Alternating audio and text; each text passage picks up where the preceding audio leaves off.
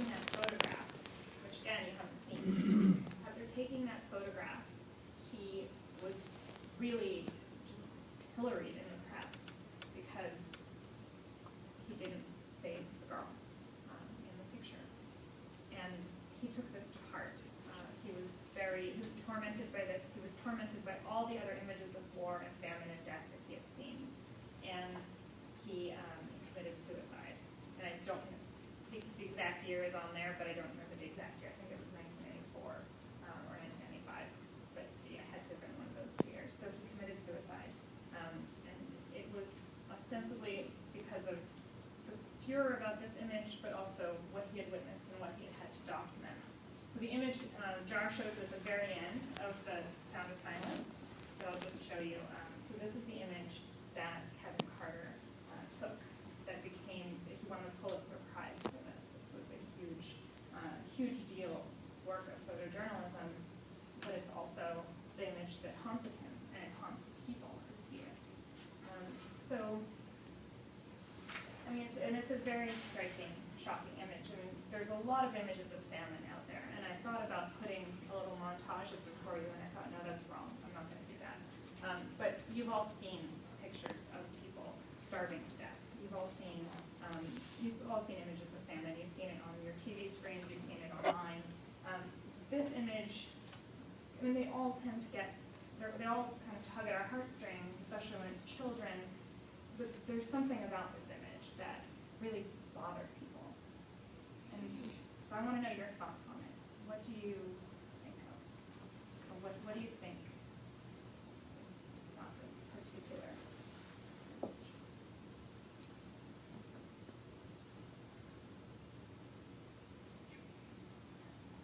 Well, I just feel like I want to reach out the movie. Yeah. I can't believe you didn't, how do you not? I feel like it dehumanizes the child. And it's the animals more powerful than the child. And I can the vulture is more powerful than Do you know if this picture was released to the public after he committed suicide or? Before. Okay, so. This was published, again, he won the Pulitzer Prize for it, I believe, for photojournalism. He won quite a few prizes for this image. The group that he became famous with, the other 3 photographers that are known as the Bang Bang Club, is it because they all committed suicide? Or? No, it's Bang Bang, like they're taking lots of background photographs of war. No, they're banging out some crazy photographs in the end of war. No, sorry, that would be a horrible nickname for them if that were the case. No, he was. No, thank you for asking me to clarify that. I wouldn't want you to think that. No, I don't know the exact story of the others, but I think they're all still alive today or still practicing their photojournalism today. So, but they had all seen, I mean, so the point of the, and I'll show you in context, this is how it appears on the screen. This is the screenshot of how it shows up. And so then Jar has why didn't he help the little girl, they said, talking about the uproar, the outcry over this image. Why didn't he help her? So why didn't he help her? And why do you think?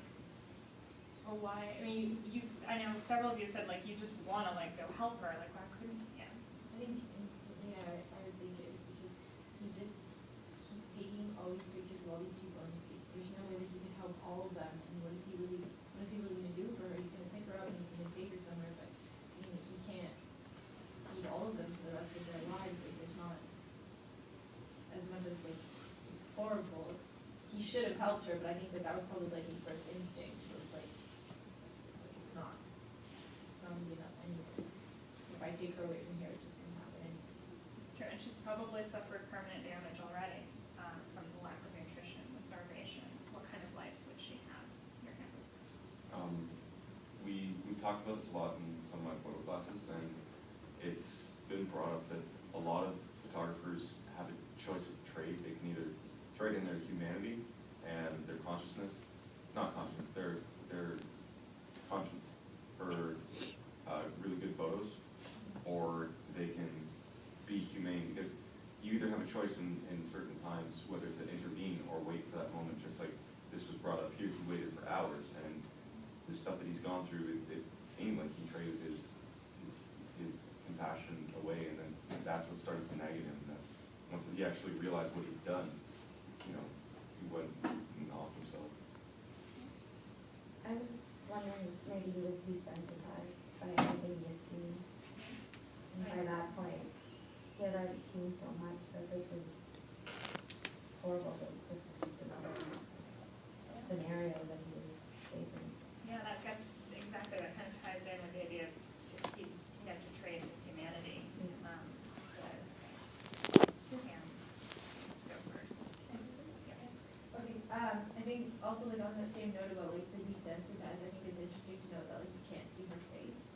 So she's just like one of the many that he's seen that are just going through the same sort of thing. And he didn't get a shot of her face when, I mean, he was sitting there for hours, he could have gotten a shot of her face, like something inside of him got him to take a picture of her from behind, so that she doesn't actually have like an identity, she's just one of those people that are.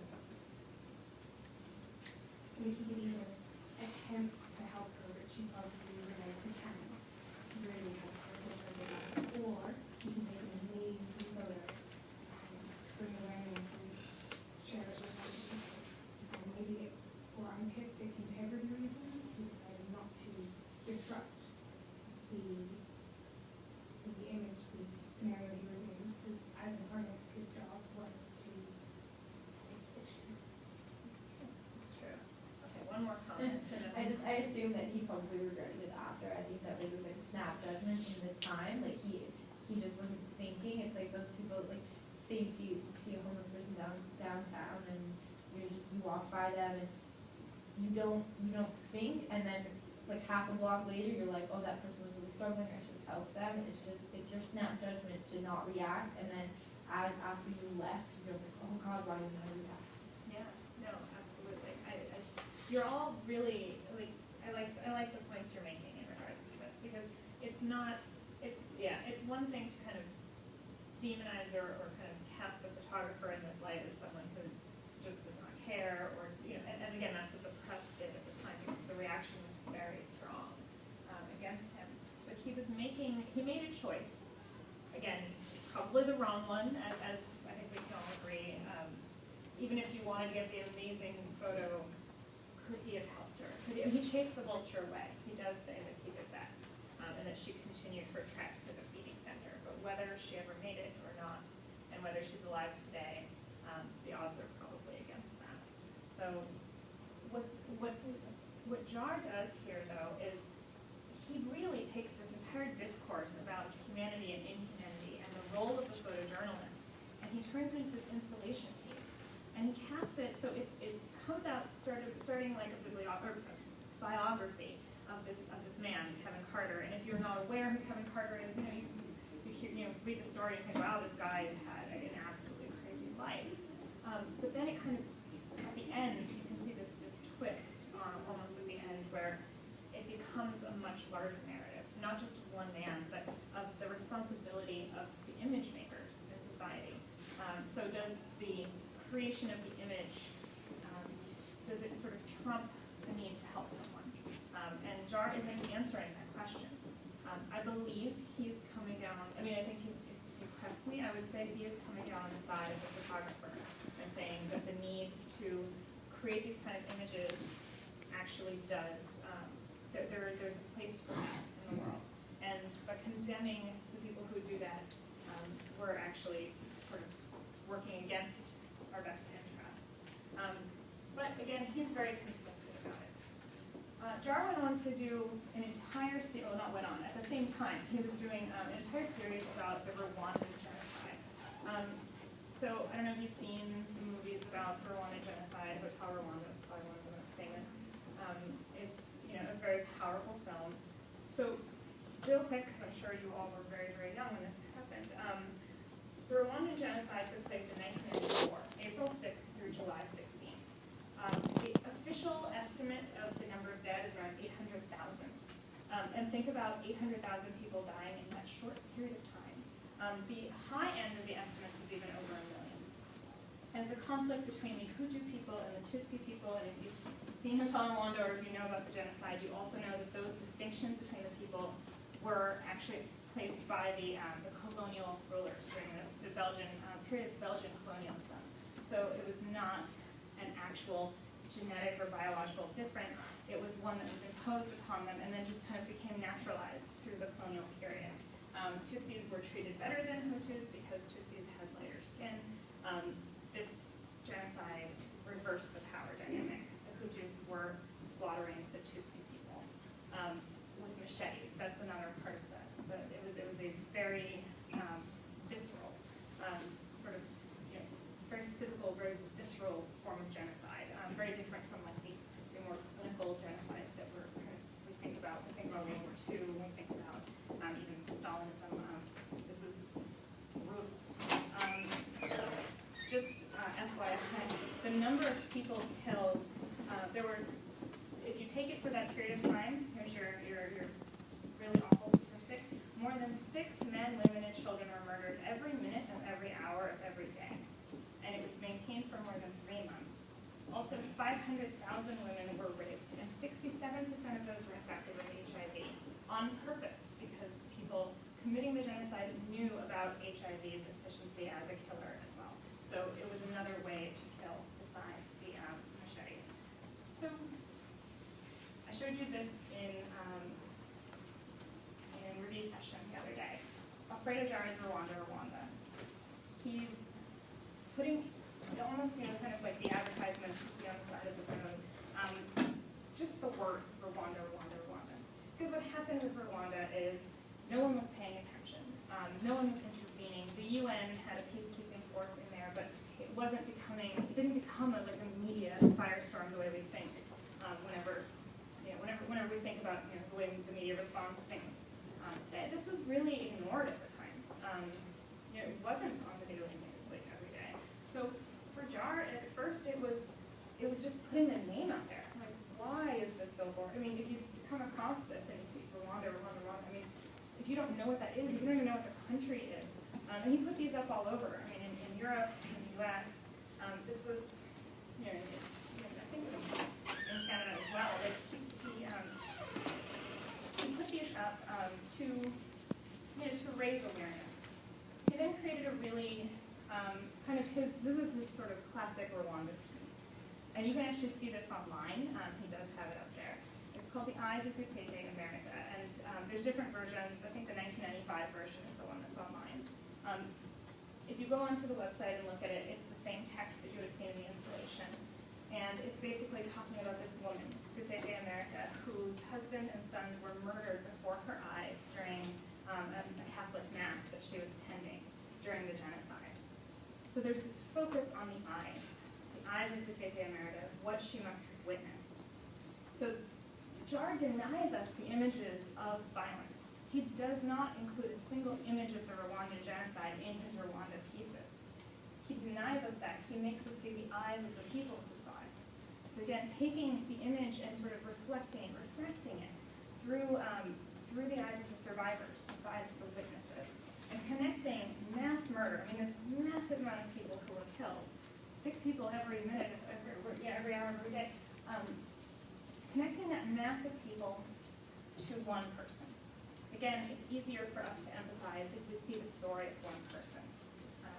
So her story stands in for the stories of so many. We connect with her, and we empathize, we feel something. Then the way he displays it, so he has this slide of her eyes. He has them displayed like this. So a pile of slides, a pile of eyes, representing all the people who have witnessed something horrible.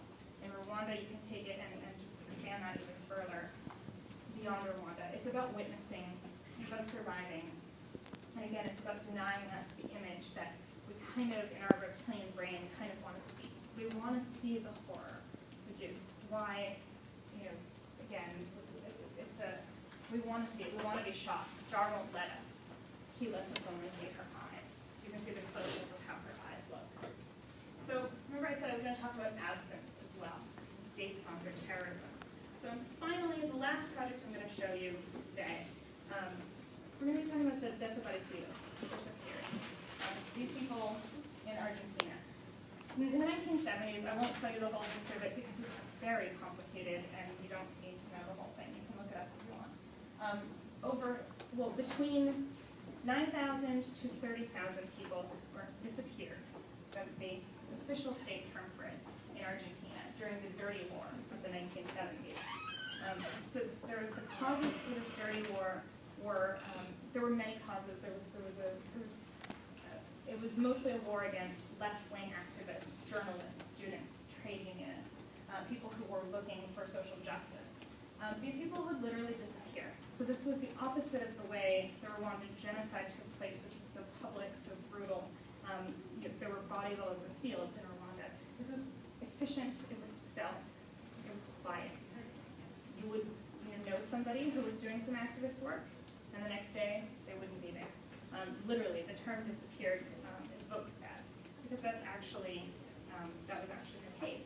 So the term disappeared, desaparecidos, has a lot of connotations in Latin America because of that. So a group of artists, the group of artists created work, not just for this show, but in general, about the disappeared, but it was placed in this exhibition, the Desaparecidos. And it traveled to many different places. This is just how it looked in New York. So I'm just going to show you a couple of examples from the show. Remember, they weren't created necessarily for this show, but they were taken up by it as representative of work, again, bringing state-sponsored terrorism, repression, bringing that to life, or bring it to light, not life, light. Luis Cañencer from the Uruguayan Torture Series, 1983. Uruguay had its own issue with disappearance and state-sponsored terrorism, a very brutal dictatorship, and since the 1970s. And so what Cañencer is exploring is the dissonance between text and image. Again, we're getting to this discourse of images. You're going to talk about it more in the tutorial, I believe. So, for example, the one on the right I can read better. So he practiced every day. If you don't look at the image at all, and you just see he practiced every day, it's not necessarily ominous. It's actually, okay, he practiced every day. It could be a violin, it could be a piano, it could be anything. When you see the image, if you take out the text, it's a horrible image. It's a photograph of someone with nails being driven through their fingernails. It's a torture technique used by interrogators in Uruguay and much of Latin America, much of the world. So when you put them together, though, it suddenly evokes the perpetrator. This isn't just about the person being tortured or being interrogated. This is about, again, this idea of the perpetrator, the person who practiced every day to do this, who makes this his job, his career, his trade. He's good at it. I guarantee you, these people are very good at what they do. The second image, I actually don't know as much about the second, but the weight drove the pulse into the wall. That's what it says. It's an image of hand being sort of, I think it's touching a wall. I don't know the exact provenance of that image, but again, he has a set of about, I would say about 30 different pairings of word and image that then kind of refer to this kind of, again, the what is unseen. Remember the idea of bringing that to light. One last project that I want to mention about the Desaparecidos. This was also for that exhibition, but again on the streets. So this is bringing graffiti and street art into this, again, this style of political activism and informing the public about absence. So again, this is Fernando Traverso. This is Argentina, goes back to the Dirty War and the original Desaparecidos.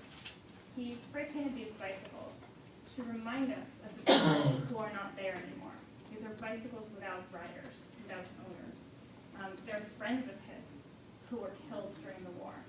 He started with 29 of these impromptu bicycles, and now there's over 350. Not just him, but the bicycle has actually become a symbol for many street artists to evoke absence.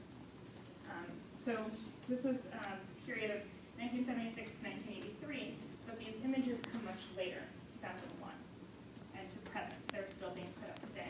So they're part of a discourse on absence and the desire not to forget, to continue the conversation, because as much as the government would like to kind of sweep it under the rug, the fact that this happened, that it was allowed to happen, is something that needs to be discussed. And this is, on the left, it shows the installation view of how these were displayed at that exhibition, the Desaparecidos exhibition. So the bicycles were included, even though they're street art, they were brought into the gallery